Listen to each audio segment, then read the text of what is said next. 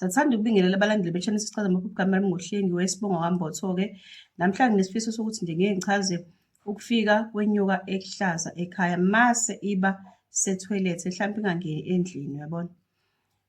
Ukufika kwenyoka ehlaza suke kusho isimo sabantu abadala abasuke bezokhombisa ukuthi into enifuna ukuyenza ngaleso sikhathi ningayenza, noma kungaba khona izicelo enifuna ukuy'cela zizophila zizokwenzeka.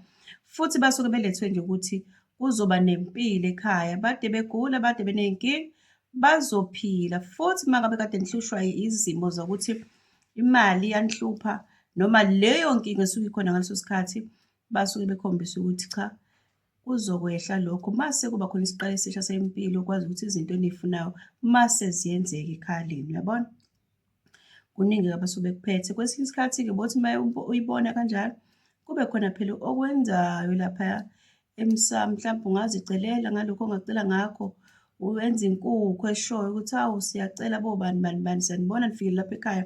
Ngoba kuyenzeka ukuthi abantwana bethole sebeyathuka, sebeyasaba. Siyanibona nifikile lapha ekhaya, siyacela ukuthi ukungena kwenu kube ukukhanya. Akukona-ke bafowethu ukuthi njengoba usuke usukubona inyoka kanjalo, yingoba inyoka ngqongqongqo isuke iwuphawu lokuthi kunabantu bakini abadlulile abafikile abahle abayithonga elihle elize ngokuzokhanyisa, ngokuzophilisa, ngokuzonezezela impilo, nokuzonezezela enifisayo nje ngey'gaba zonke eniy'funayo. Uma-ke uthola ukuthi usuyayibona kodwa isethoyilethe-ke inyoka, basuke bekhombisa-ke lapho ukuthi cha, ithonga lalapha ekhaya lifikile impela. Leza nezinto efanele zenzeke, kodwa inkinga isimo esikhona anihlambulukile.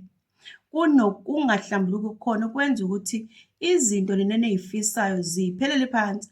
Basuke bekhombisa ukuthi siyaninikeza izinto noma siyafika lapha ekhaya noma siyafika sizonipha okuhle, kodwa into eyenzakala kunini kuphelela phansi, noma anisibambi isibusiso sento esuke beze ngayo ekhaya, uyabona? Ngoba nikhumbula phela ukuthi ithoyilethi indlu yangasese ngendlela abasuke bekhomba ngayo ukuthi konke kwenu kuba nento evimbayo, mhlawumbe noma ube nephunga elibi. Kungenzeka ukuthi uzibandakanye nabantu ongamalanga uzibandakanye nabo abakwenzela ukuthi ube nethunzi elikushiya wena kungakwazi ukuhlala isibusiso esingahlali isibusiso kuwena, ngoba ungenayo inhlanzeko efunwa yibona noma edingwa ukuthi leso sibusiso uzosamukela sihlale kuwena.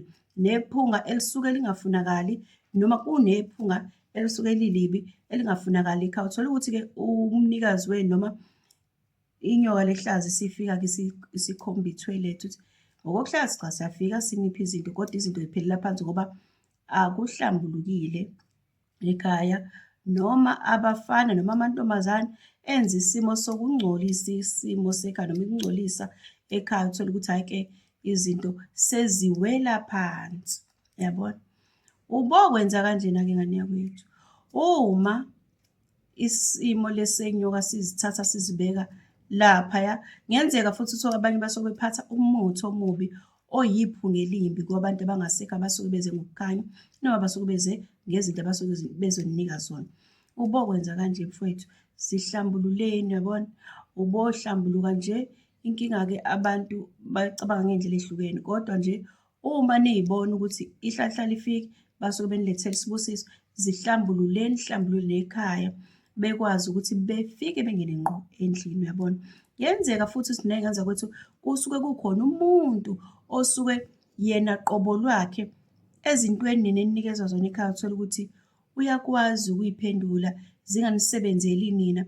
Abantu abangasekho mase beyafika besho ukuthi siyafika sifike ngezinto, kodwa-ke zike ziphelele phansi ngoba kunokwenzeka ukuthi kunoy'chithayo. Khumbula phela ukuthi ithoyilethi uma liphupha ngokwasephusheni kuthiwani wena konke okwakho osuke ukufuna kufike kuyizifiso zakho. Makuchitheke noma ngabe umshado, makuchitheke, makube khona isidina, makube khona iphunga elibi empilweni yakho. Ngaleyo ndlela yonke into esuke uyifuna-ke izoba yinhle.